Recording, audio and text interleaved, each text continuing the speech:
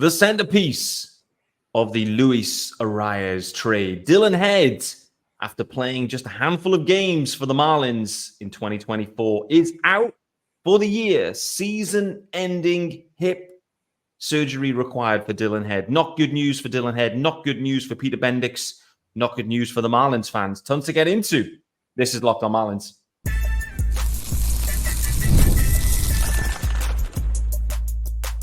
You are Locked on Marlins, your daily podcast on the Miami Marlins. Part of the Locked on Podcast Network, your team every day. Greetings from England and welcome to Locked on Marlins. This is your daily Marlins pod. I'm your host, Peter Pratt.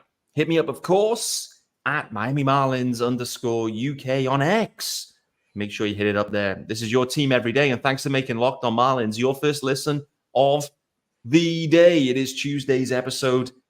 I'm delighted to welcome into the house the UK GOAT on a Tuesday. Yes, we're out of sync, but it does not matter. Sean Barrett is in. How we doing, brother? Doing well, Pete. It's midway part of the season now, more or less, and not long to go now. The pain is almost over. We will see. I'm with you on that. I want to we'll pick up on that in a second. But before we do that, this episode is brought to you by our good friends over at Game Time. You can download the Game Time app and create an account using the code LOCKEDONMLB for $20 off your first purchase. Terms apply. Let's get into it then, Sean. I guess this is the challenge, right? The record's cooked, season's cooked.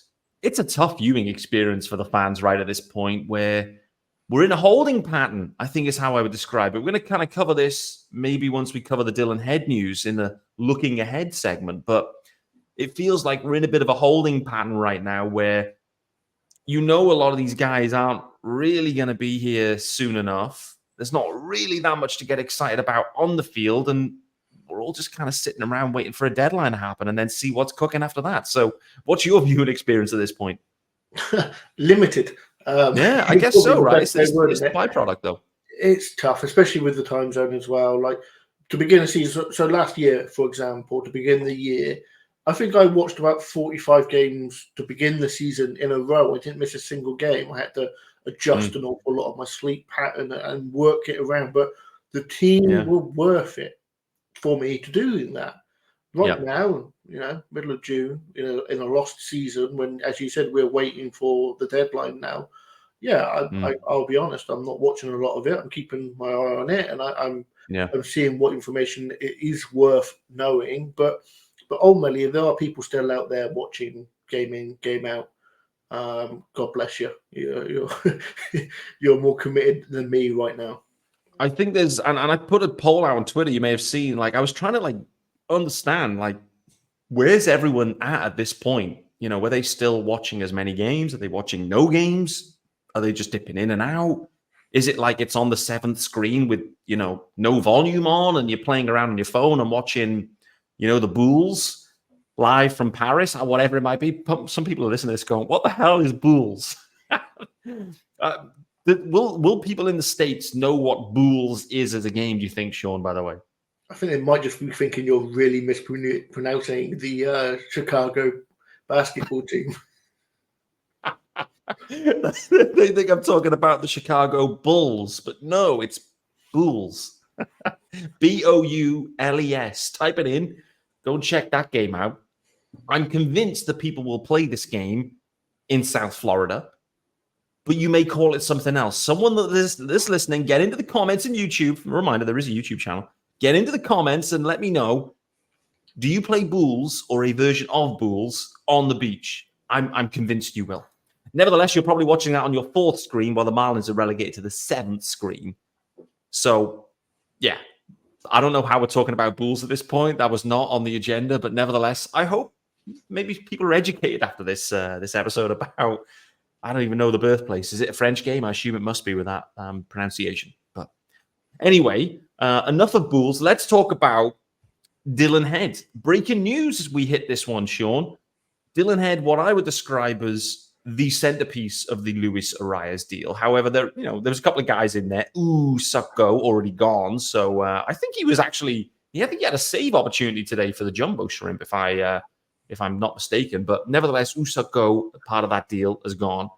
3 other guys remain, I guess, that are realistic prospects. Dillon Head, though, I think was seen as the headliner, definitely the top ranked of those. He's only appeared in 5 games for the Marlins, so acquired via trade, was already hurt, spent some time off, came back, played some games, new injury, rehab. Now they've decided, actually, we're going to, call it a year for Dillon Head. By the way, it's still the 18th of June. We're going to call it a year, have the surgery now that's required on this hip, so we can have a full go, full spring, full go at, at things for next year. So disappointing news, clearly. Any injury is disappointing for the player, but naturally, Sean, we're going to be tracking the progress of Dillon Head, Martorella, Marcy. Like, these guys are going to be heavily tracked now because they'll forever be linked with Luis Arraez. So the optics of this will not be optimal for Peter Bendix either. This is a headline deal, and already the centerpiece has effectively missed a whole year. And that's a whole year of development missed, which is not optimal for a team that's looking to improve, let's say, their hitting development. So will Peter Bendix be sweating about this one, do you think? Sweating, maybe not yet. But I think you're right. You said before we hit record about the idea that this is going to be on Bendix. This is his first big move. This is, as you just said, the Arraez trade. This is an absolutely massive trade. You think about back to when we had the Yelich trade and how all the pieces of that were forever entwined with that trade. You couldn't mention their name without mentioning that trade.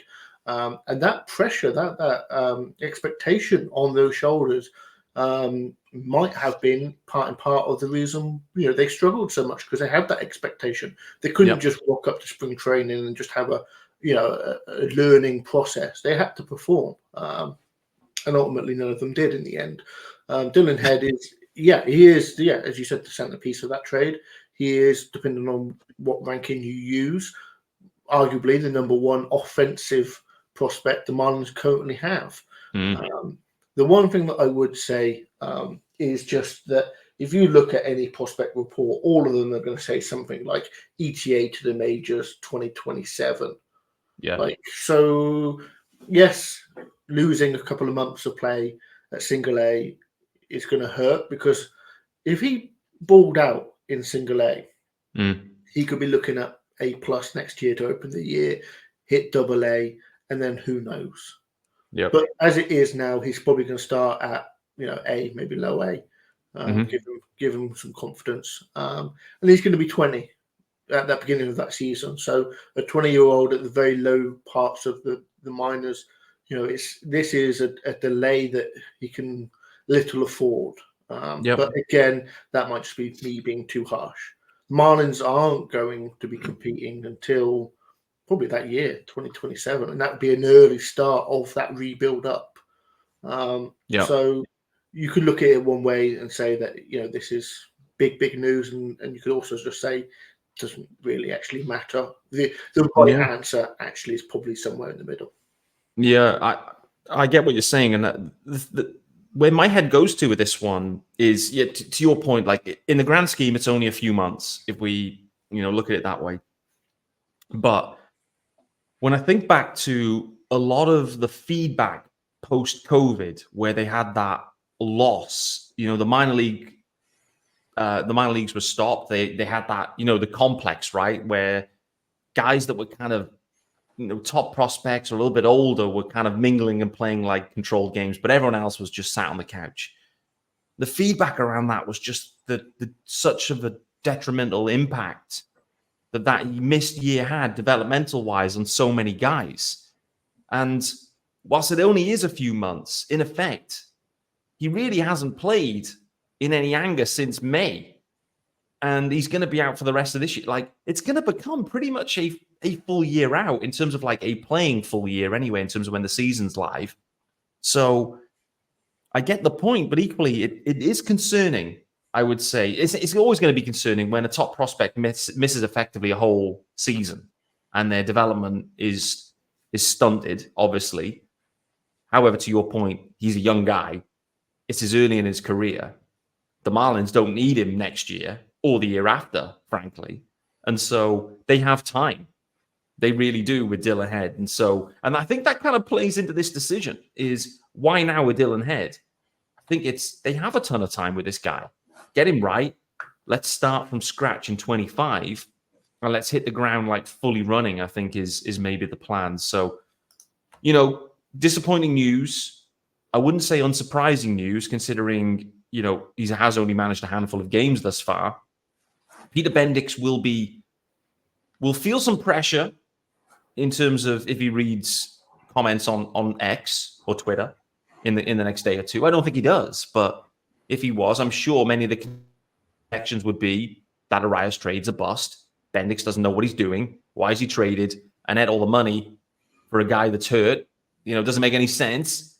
There'll be some question marks raised over that. Rightly so. Like Bendix right now, he's in the early part of his tenure. And at the moment, we don't have a ton of stuff on tape, right? To kind of coin like an NFL situation. We don't have a lot on tape with Bendix. This is one of the things that is on tape, the Arraez trade, and that's how we're going to measure his ability and his performance.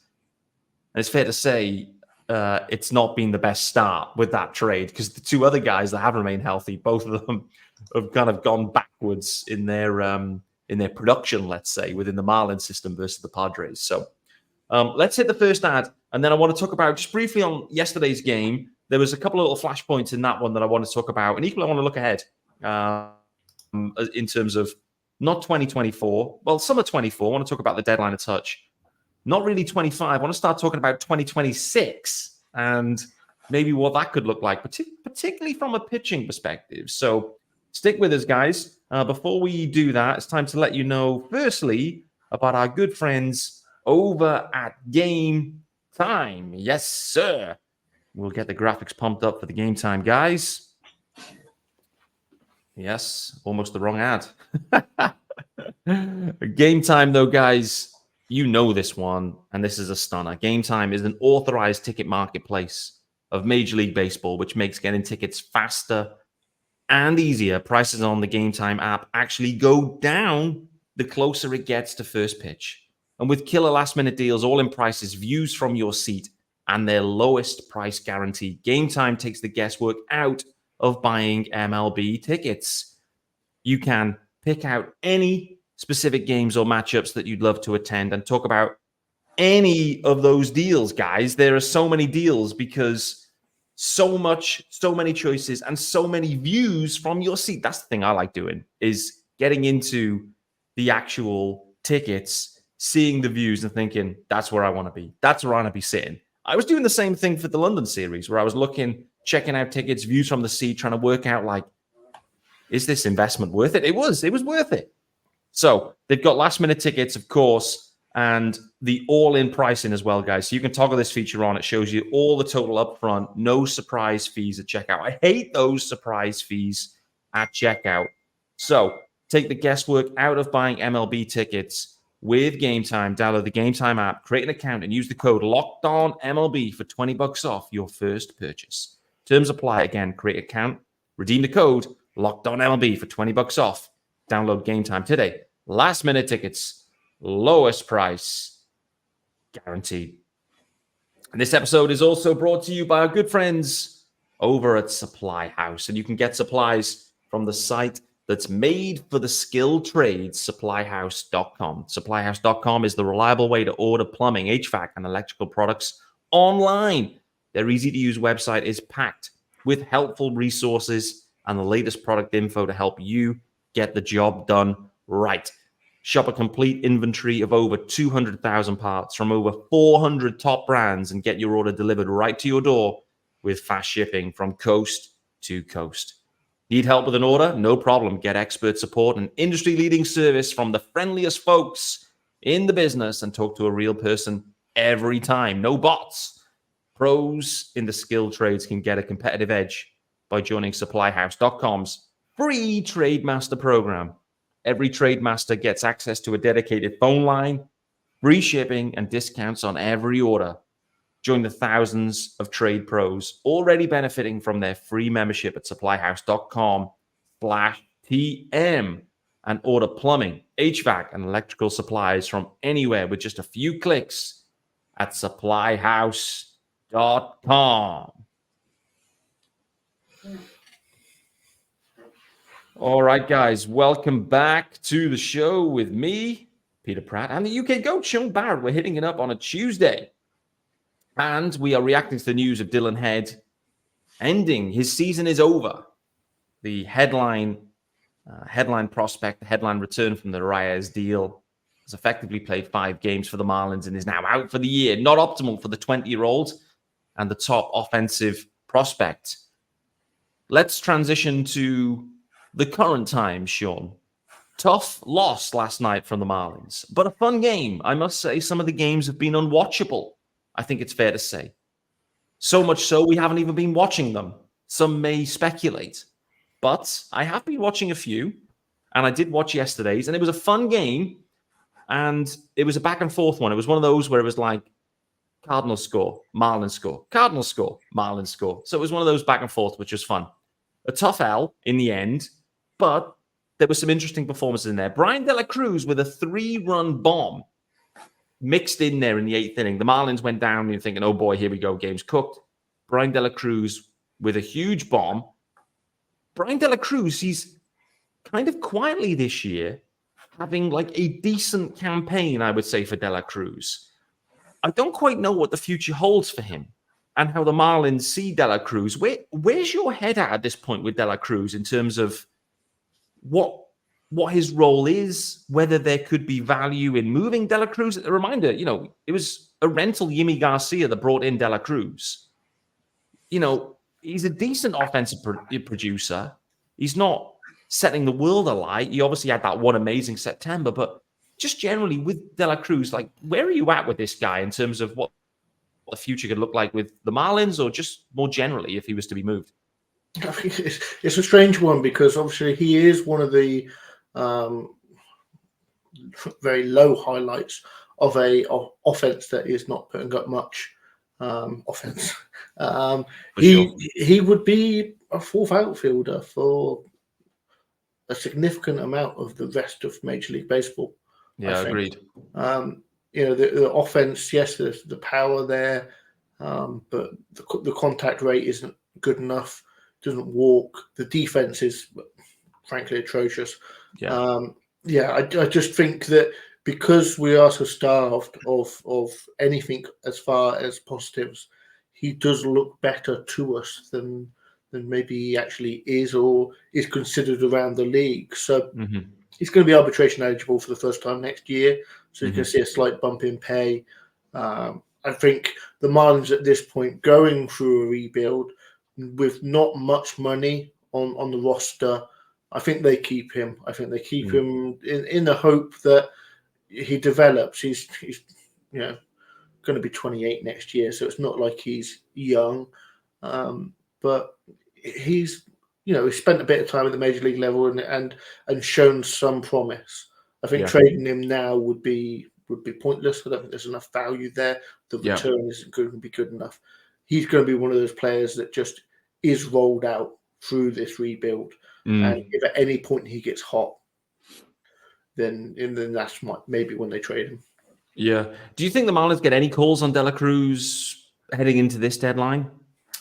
I think it'd have to get hot. I think it'd have to get really hot. Like the contact. I know I speak about contact rate and walk rates a lot, but it's for a good reason. They matter. And De La Cruz, I think he would be very low down on the team's desires. If a team is looking to compete to make the playoffs, I don't think De La Cruz is a player that they're actually going to be actively looking for. No. What have you made of Tim Anderson's recent resurgence, by the way? Like, Tim Anderson's pretty much, other than maybe Jazz, like, Tim Anderson's been like one of the hottest hitters. Obviously, there's no power in there, but in terms of singles, we love a singles hitter here in Miami. Like, Tim Anderson has kind of found a little bit recently. Is there something in this with Tim Anderson, and could he be someone that like another club would see value in? Maybe he's warmed up enough to keep his WAR below -1. He's at -0.8 at the moment. Oh, okay, well, he's trending then. Yeah, again, contact rate, nearly 30% strikeout rate. He's never walked in his career. No. Somehow he's still got no batting average despite a inflated BABIP. No, this guy might have got a couple of hits here and there over the last couple of weeks. But on the whole, there's nothing to see here. Tell me then, let's flip it over to a guy that I'm a huge fan of in Jazz Chisholm Jr. My personal belief at this point is Jazz has made huge strides this year. I think this is a Jazz that we haven't seen before, not only because it's the 18th of June. He's only missed 2 games, both of them just, scheduled days off, sprinkled in. Jazz has been out there every single day. It's the usual thing we knock Jazz for, but I would say the leading indicators around Jazz Chisholm, I think, have all gone in the right direction this year. And for me, I'm hugely encouraged by that, to be honest with you. But, I may be a touch biased on this one, it's fair to say. So what about through your lens, Sean, in terms of Jazz, what the numbers, maybe the underlying numbers are telling us about this season for him? For as positive as you've been about Jazz over his whole tenure with the Marlins, I've probably been the complete opposite. I've been overly negative, I would say. But every time I've been negative, and I'm not being negative because I don't like him or anything like that, I'm just looking at numbers. That's all I can do. Every time I've spoken about how poorly he does in certain aspects of the game, I've always said if he can improve it here, improve it there, then he'll become the player he wants to be. The player that all the bravado that he has, all the confidence that he has, which players should have. Yeah. Even if they don't, even they can't back it up with their play, you've got to be confident. Yeah. He's doing everything that he needs to do. That K rate's coming down. That walk rate is being consistently okay. The defense has taken a little bit of a step back compared to the last couple of years, but as you've put it, it's hard to go out there every single day and play when you're losing and you're 20 games under 500. And the defense would be the first thing to go, because while there are stats and that all does back up certain things, especially arbitration, earnings, some people don't really care about defense, do they? It's all about your offense. And the power and the speed are there. The batting average is sneaking up. The on base is sneaking up. He's putting up numbers now where he's going to be a 3, maybe a 4 WAR player. Yeah. And again, as you mentioned, one of the key things for him is he's on the field. Yeah. But consistently. He's going to put up some good numbers. Will he be here when the Marlins are ready to be winning again? That's I don't think so. Sure, no, I don't think so. Personally, I think ultimately he's too far down that arbitration process. But it'd be a shame because he is electric. He is. But he's the best player right now, like by some distance, I would say, in terms from an offensive standpoint, and actually probably considering there's no Sandy, no Yuri at this point, I think it's like just general. Yeah. The best healthy player. There you go. Best way to describe. Which, I mean, could you imagine us saying that? The best healthy player, Jazz Chisholm Jr. I mean, wow, what's happened in 24? But I think that's where we're at this point. Like, it's pretty clear that is the situation, and it's by some margin as well. Like, my eyes tell me, and some of the numbers I would say back it up too. So if the numbers and the eyes are saying the same thing, probably onto something. So we'll see. But that then takes us to, the sense I was getting around Jazz was it's maybe not going to be a deadline special this year, to be honest. It was like, you listen to Craig, right? Because Craig's plumbed in. He shares what he shares. He doesn't share it all, but he shares what he can. And you got to try to, understand what's maybe actually being said at times. And I think his sense was maybe not the deadline for Jazz, maybe the off season. I think the interesting part of this point is if Jazz is on fire, and listen, since Arraez has been moved, Jazz has improved. Jazz has kicked on. He's back in the leadoff spot. That suits him. I'm looking around and thinking, like, maybe teams want to actually accelerate this situation with Jazz and maybe considering he is by far the best player, if the Marlins can get value, maybe it is going to be the deadline for Jazz, which is going to be really hard for me to take because, Brinson's 1A and Jazz is 1B, to be honest, in my fandom rankings. So it's going to be tough, no doubt, when Jazz is gone. But we have to face the reality here, Sean, that, the best players are going to go, particularly ones in arbitration. And, the clock continues to tick for Jazz. He's healthy. He's performing. Will his value ever be higher than it will be at this deadline? That's the question I've got. What about you? Yeah, I mean, it is a case of, like, I'm just, as you were speaking, looking at some of the splits. And, yeah, May and June, he's really heating up. Yeah, he is. Those numbers are, those are numbers that you're looking at and going, that's a genuinely decent option, especially at centre field as well. Yeah. Like he plays an okay centre field. You look at the offense around the league, out of that centre field spot, it's pretty putrid here and there. Yeah, he's a top 5 centre fielder. Yeah, no doubt. Can go 5 home runs, 5 stolen bases a month, as he did in May. Like these are numbers that you plug in and play in a playoff team, especially at centre field spot. So yeah, he is right now playing almost like a player that wants out of Miami. I mean, it's funny, right? I mean, the other interesting thing with, I mean, I think that's a great point, by the way. Like, if you consider what are these guys playing for right now, because they're not playing for wins and losses generally. Like, the wins don't matter and the losses don't, like, it doesn't matter anymore, and they know that. And I think what we started to see is a bit of a slouch of the shoulders at times. And some guys are being impacted by that because there's no juice. There's no true competitive edge. But I do wonder what the other motivating factors are. Clearly, there's a financial one. Jazz is an ARB. So, he wants to walk in. He's already said it on that Pivot podcast. He's already said his intentions. I want to walk in and sit down and, as a watertight case for the money that he's looking for and kind of give him the, well, I told you so. I told you so. So we know that motivates him, but I do wonder if he's if it's the shop window that's motivating Jazz at this point. Like, is he really wanting out? I don't know if that'll be the case because it feels like the club surrounded him with all of his buddies. Like, basically it was like, we want, Nick Gordon, we want Tim Anderson, and we want so-and-so, because that's who Jazz wants. So I'd be surprised if it was that, but you do raise an interesting point there around, maybe he's trying to play his way out. One final one on Jazz. We'll hit the final ad and then we'll round things off here. I do wonder what Jazz Chisholm could become in a truly above average roster. Like, I do wonder, if you plumb Jazz into, let's say, the Phillies now that are, lively, the Bravos that need a bit of a boost, to be honest, the Dodgers, I do wonder what Jazz Chisholm Jr. in that environment, winning culture, fans pumped, big market. I just wonder what Jazz could become, to be honest, and whether actually a 3-4 WAR ticks up to 5-6 if he can stay healthy, and it ends up transforming him and he goes to another level. I don't know. What do you think?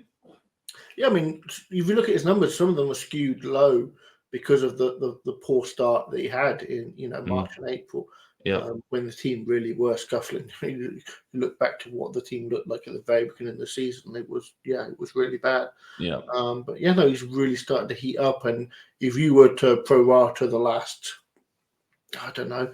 30 games and actually protract that across the season, you probably are looking at a 5, 6, 7 WAR player.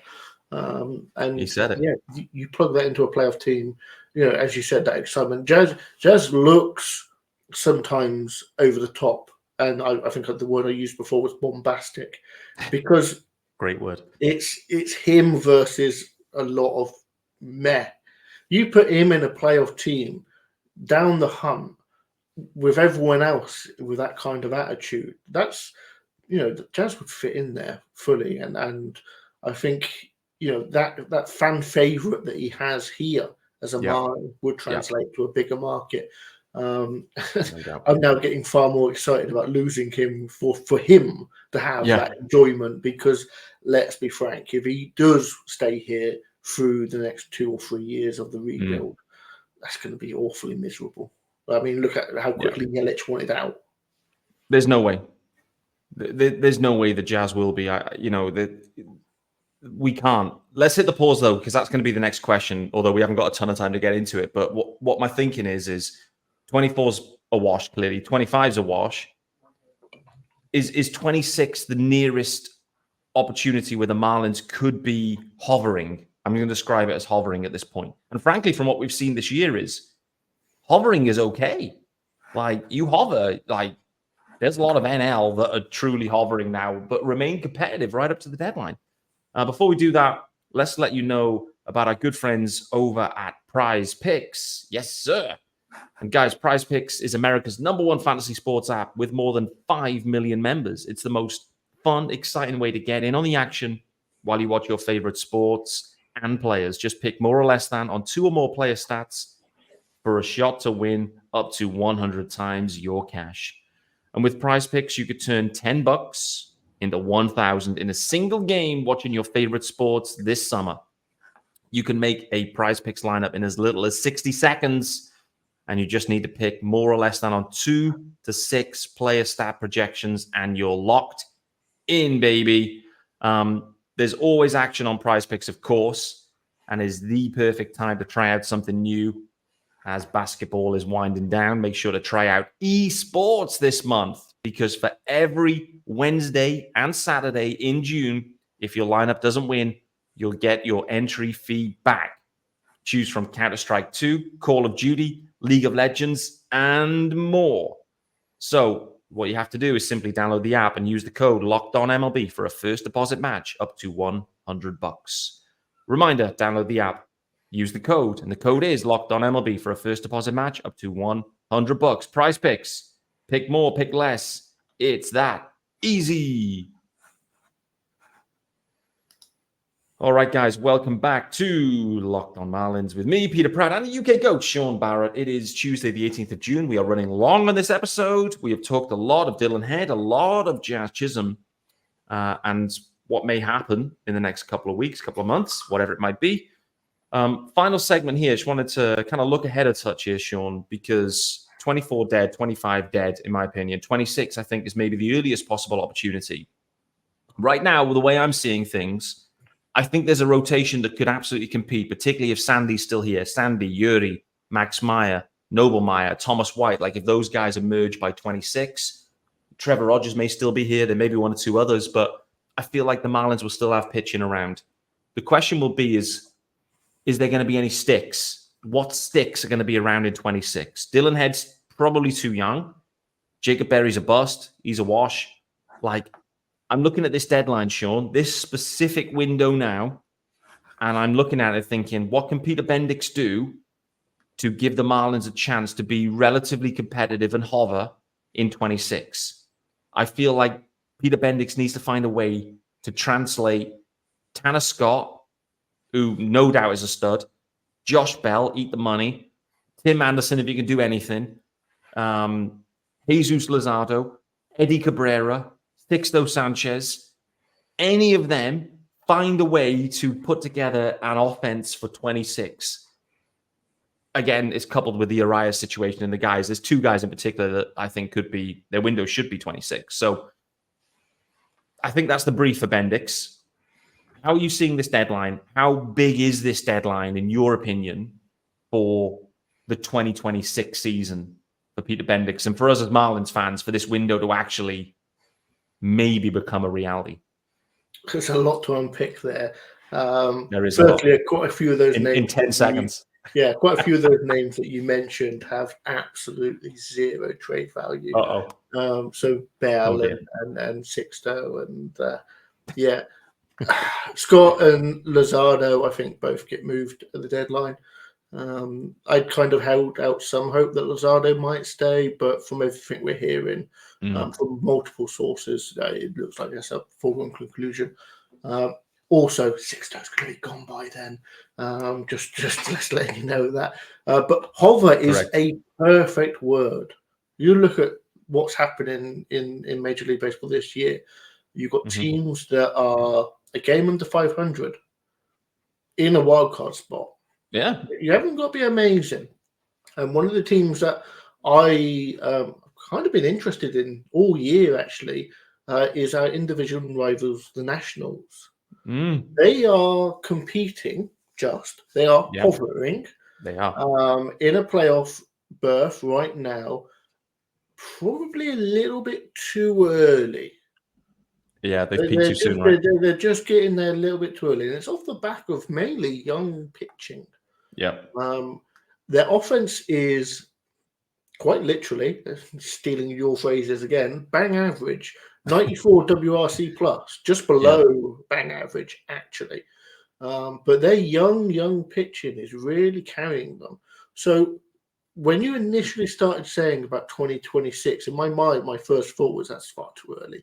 Marlins can't compete in 2026, but maybe they can. I think so. With this deadline in mind, yes, Scott and Luzardo can and should get the Marlins close to Major League ready. Not next year or the year after, but close to Major League ready prospects with promise, genuine promise.